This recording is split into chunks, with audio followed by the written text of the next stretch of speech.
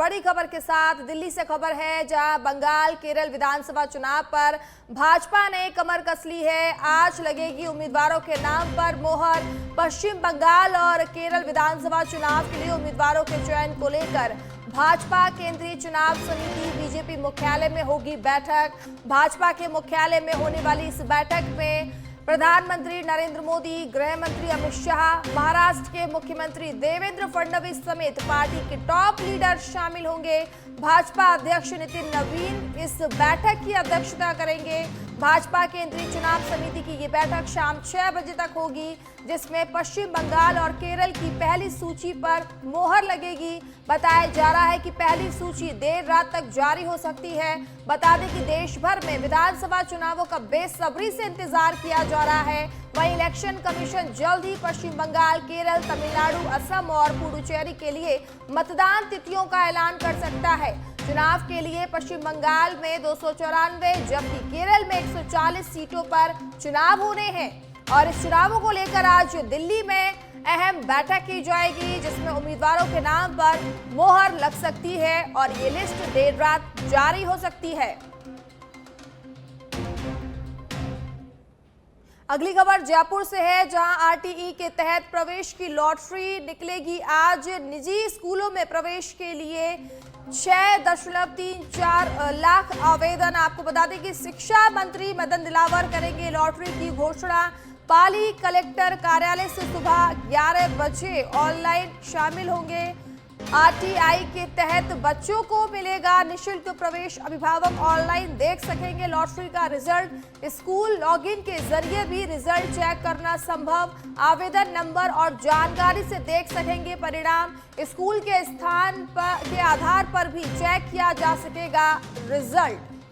तो आपको बता दें कि आरटीई के तहत बच्चों को मिलेगा निःशुल्क प्रवेश, जिसको लेकर आज लॉटरी खोली जाएगी। अभिभावक ऑनलाइन देख सकेंगे लॉटरी का रिजल्ट।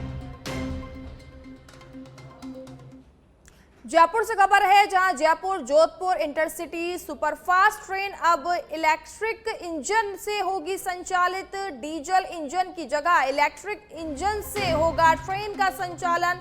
ट्रेन संचालन की गति और समय पालन में होगा सुधार। इलेक्ट्रिक इंजन से यात्रियों को मिलेगी अधिक सुरक्षित और आरामदायक सफर। डीजल खपत में कमी, ईंधन खर्च में भी होगी बचत। कार्बन उत्सर्जन घटेगा। इसी के साथ पर्यावरण संरक्षण को भी बढ़ावा मिलेगा। तो इलेक्ट्रिक इंजन से यात्रियों को मिलेगी अधिक सुरक्षित और आरामदायक सफर। तो डीजल खपत में भी इससे कमी आएगी, ईंधन खर्च में भी बचत होगी। साथ ही साथ इससे पर्यावरण को भी फायदा मिलेगा, पर्यावरण संरक्षण को बढ़ावा भी मिलेगा।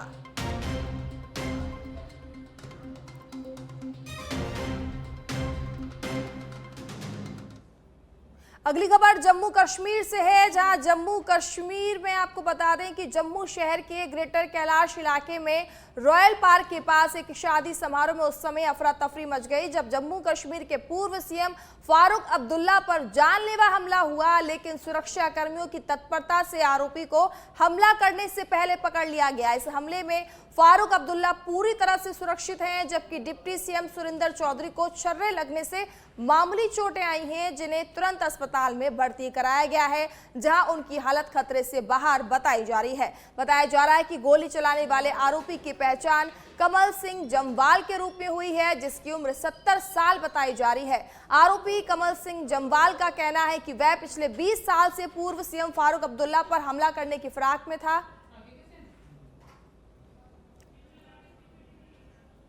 चलिए बढ़ते हैं खबरों की ओर। जयपुर से खबर है, जहां पीसीसी चीफ गोविंद सिंह डोटासरा करेंगे press conference. Middle east war से गैस किल्लत और महंगाई को लेकर प्रेस कॉन्फ्रेंस। दोपहर 3 बजे प्रदेश कांग्रेस मुख्यालय पर प्रेस कॉन्फ्रेंस करेंगे पीसीसी चीफ। तो पीसीसी चीफ गोविंद सिंह डोटासरा 3 बजे प्रेस कॉन्फ्रेंस करेंगे। मिडिल ईस्ट वॉर से गैस किल्लत और महंगाई को लेकर प्रेस कॉन्फ्रेंस करेंगे। दोपहर 3 बजे प्रदेश कांग्रेस मुख्यालय पर इस प्रेस कॉन्फ्रेंस का आयोजन किया जाएगा।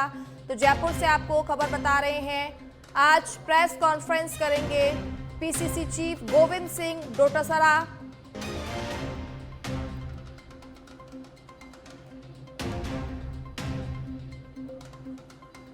अब बढ़ते हैं अगली खबर की ओर। अगली खबर बांसवाड़ा से है, जहां बांसवाड़ा जिले के धामनिया स्थित डंपिंग यार्ड को लेकर बड़ा विवाद सामने आया है। लंबे समय से चली आ रही समस्याओं के विरोध में स्थानीय लोगों ने प्रदर्शन करते हुए डंपिंग यार्ड में आग लगा दी। आग लगने से उठते घने धुएं के कारण आसपास की आबादी में अफरा तफरी का माहौल बन गया। सूचना मिलते ही डीएसपी गोपीचंद मीणा कोतवाली और सदर थाना पुलिस का जाब्ता कालिका यूनिट की बटालियन मौके पर पहुंची और हालात को नियंत्रित करने में जुट गई है।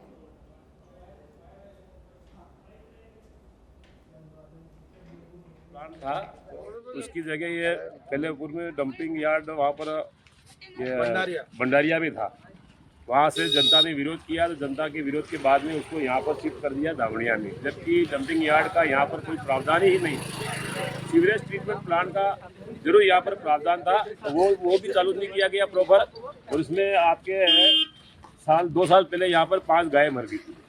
उस समय भी ये गाँव वालों ने काफ़ी विरोध किया था। इसके बाद में जब डंपिंग यार्ड के रूप में इन लोगों ने नगर पालिका की मनमानी से शुरू किया है, यहाँ पर मरे हुए जानवर, कुत्ते, पालतू पशु सारे ला के यहाँ पर डाल दिए जाते हैं, जिससे आसपास की कॉलोनी में रहने के लिए जीवन दुर्भर हो गया। जीवन उनका खतरे में हो गया। कई लोग बीमार पड़ रहे आए दिन। और ये वास्तव में सरकार ने जिस मकसद से यहाँ पर किया था उसका उपयोग नहीं करके। चलिए बढ़ते हैं खबरों की ओर। बीकानेर से खबर है, जहां बीकानेर में तेल और गैस संकट के बीच उत्तर पश्चिमी राजस्थान में संभावित जल संकट को टालने के लिए इंदिरा गांधी नहर परियोजना में प्रस्तावित नहरबंदी को आगे बढ़ा दिया गया है। पहले ये नहरबंदी 21 मार्च से शुरू होने वाली थी, लेकिन अब इसे 10 दिन आगे बढ़ाते हुए 31 मार्च से लागू करने का निर्णय लिया गया है। इस संबंध में प्रदेश सरकार ने पंजाब सरकार को पत्र भी भेजा है। साथ ही उत्तर पश्चिमी राजस्थान के कई जिलों में सिंचाई और पेयजल की आपूर्ति मुख्य रूप से इंदिरा गांधी नहर के जरिए ही होती है। ऐसे में पर्याप्त जल भंडारण सुनिश्चित करने और संभावित जल संकट से बचाव के लिए नहरबंदी की तारीख आगे बढ़ाई गई है। भरतपुर के बयाना से खबर है, जहां स्थित इंडियन गैस सर्विस केंद्र पर गुरुवार को उपभोक्ताओं को भारी परेशानी का सामना करना पड़ा। सुबह से ही बड़ी संख्या में लोग गैस बुकिंग की रसीद लेने के लिए एजेंसी पर पहुंच गए, लेकिन सर्वर व्यस्त होने के कारण पर्ची नहीं कट सकी। उपभोक्ताओं का कहना है कि वे सुबह से लाइन में खड़े थे, लेकिन सर्वर काम नहीं करने से उनका नंबर नहीं आ पा रहा। इससे लोगों में नाराजगी देखने को मिल रही है और कई उपभोक्ताओं को अपने अन्य जरूरी काम छोड़कर एजेंसी पर इंतजार करना पड़ा। उपभोक्ताओं ने एजेंसी पर बेहतर व्यवस्था की मांग की है, ताकि सर्वर की समस्या के कारण लोगों को घंटों लाइन में खड़ा ना रहना पड़े। वहीं एजेंसी कर्मियों का कहना है कि सर्वर व्यस्त होने के कारण पर्ची काटने में दिक्कत आ रही है और सर्वर सामान्य होते ही उपभोक्ताओं के काम शुरू कर दिए जाएंगे। इसकी त्वरित कार्रवाई से एक युवक की जान बच गई है। युवक ने अपनी इंस्टाग्राम आईडी पर आत्महत्या करने का वीडियो अपलोड किया था, जिसके बाद पुलिस ने तुरंत कार्रवाई करते हुए उसे सुरक्षित पकड़ लिया है। आपको बता दें कि मिली जानकारी के अनुसार युवक वीडियो में एक पुड़िया फाड़कर उसे पानी के गिलास में मिलाते हुए कह रहा था कि वह अपनी जिंदगी खत्म करने जा रहा है। यह वीडियो जैसे ही जालोर पुलिस की नजर में आया, कंट्रोल रूम से तुरंत भीनमाल पुलिस को सूचना दी गई। सूचना मिलते ही थाना अधिकारी ने युवक की लोकेशन ट्रेस कर पुलिस मौके पर पहुंच गई और पुलिस ने महज 10 से 15 मिनट के भीतर मौके पर पहुंचकर युवक को सुरक्षित बचा लिया है और उसे भीनमाल थाने लाया गया है। अलवर जिले के लक्ष्मणगढ़ क्षेत्र के बड़ो दामेव कस्बे में बंदरों का आतंक लगातार बढ़ता जा रहा है। यहां बंदरों के हमले से घबराकर एक महिला को अपनी जान बचाने के लिए घर की छत से छलांग तक लगानी पड़ी, जिससे उसके दोनों पैर फ्रैक्चर हो गए। जानकारी के अनुसार मीना जोगी मोहल्ला निवासी मुकेश कुमार योगी की पत्नी धारा योगी छत पर कपड़े सुखाने गई थी, तभी बंदरों का झुंड वहां पहुंच गया और उनके पीछे पड़ गया। घबराकर महिला ने नीचे छलांग लगा दी। परिजनों और स्थानीय लोगों ने महिला को तुरंत अस्पताल पहुंचाया। स्थानीय लोगों का कहना है कि कस्बे में लंबे समय से बंदरों का आतंक बना हुआ है और कई बार हमले की घटनाएं सामने आ चुकी हैं। लोगों ने प्रशासन से बंदरों को पकड़वाने के लिए जल्द अभियान चलाने की मांग की है। जोगी मोहल्ला में एक महिला को छत से बंदरों ने गिरा दिया, जिसके दोनों पैर फ्रैक्चर हो गए। और बंदरों का बड़ौदा के अंदर बहुत ही ज़्यादा आतंक है। हमारे निजी शिक्षण संस्थान संघ ने भी कुछ दिन पहले मिलकर के और नगर पालिका की ईओ मैडम साहब को इस बारे में ज्ञापन दिया था और उन्होंने आश्वासन भी दिया था, लेकिन बंदर पकड़वाने के लिए हमने टेंडर कर दिया है, अंडर प्रोसेस है, वर्क ऑर्डर जारी करके वो करें। दौसा के मेहसा से खबर है, जहां शहर में बिगड़ती ट्रैफिक व्यवस्था और लगातार लग रहे जाम को देखते हुए पुलिस अब सख्त हो गई है। थाना अधिकारी राजेंद्र मीणा ने ठेला संचालकों और जीप चालकों की बैठक लेकर यातायात नियमों का पालन करने के निर्देश दिए। बैठक में शहर में अव्यवस्थित तरीके से ठेल लगाने और मनमाने ढंग से वाहन खड़े करने को ट्रैफिक जाम का मुख्य कारण बताया गया। थाना अधिकारी ने स्पष्ट चेतावनी दी कि यदि जल्द व्यवस्था में सुधार नहीं हुआ तो नियमों का उल्लंघन करने वालों के खिलाफ सख्त कार्रवाई की जाएगी। साथ ही ट्रैफिक पुलिस को शहर के मुख्य मार्गों पर निगरानी बढ़ाने और यातायात व्यवस्था सुचारू बनाए रखने के निर्देश दिए गए हैं। गौरतलब है कि हाल ही में आयोजित समीक्षा बैठक में स्थानीय विधायक ने भी शहर की ट्रैफिक व्यवस्था पर नाराजगी जताते हुए अधिकारियों को इसे तुरंत सुधारने के निर्देश दिए थे। और बस स्टैंडों पे जो तीनों बस स्टैंड है उनके चालकों और एजेंटों की मीटिंग ली गई है, जिससे ट्रैफिक व्यवस्था सुचारू बनाई जा सके और उनको सख्त हिदायत की गई है। अगर इसमें किसी प्रकार की लापरवाही की तो विधि सम्मत सख्त कार्रवाई उनके खिलाफ की जाएगी। साथ में ही ट्रैफिक व्यवस्था सुचारू बनी रहे, लोगों को आवागमन में परेशानी नहीं है, इसके मद्देनजर रखते हुए जो ठेली चालक हैं उनको भी एक निर्धारित मापदंड के अनुरूप अपनी ठेली संचालित कर बिक्री के लिए किया। बीच रोड पे लाए गए ट्रैफिक व्यवस्था के लिए व्यवधान की तो उनके खिलाफ भी। झुंझुनू जिले में सड़क सुरक्षा नियमों का पालन सुनिश्चित करने और दुर्घटनाओं में कमी लाने के उद्देश्य से पुलिस ने बाहरी राज्यों से आने वाले वाहनों की सख्त जांच शुरू कर दी है। ब्रजेश ज्योति उपाध्याय के निर्देश पर भीड़ पुलिस चौकी पर विशेष अभियान के तहत नाकाबंदी कर हरियाणा की ओर से जिले में प्रवेश करने वाले वाहनों की गहन जाँच की गई। चौकी प्रभारी एएसआई रघुवीर सिंह के नेतृत्व में पुलिस ने बिना हेलमेट, तेज गति, मॉडिफाइड लाइट और साइलेंसर ओवरलोडिंग तथा नशे में बाइक चलाने वालों के खिलाफ मोटर वाहन अधिनियम के तहत कार्रवाई की।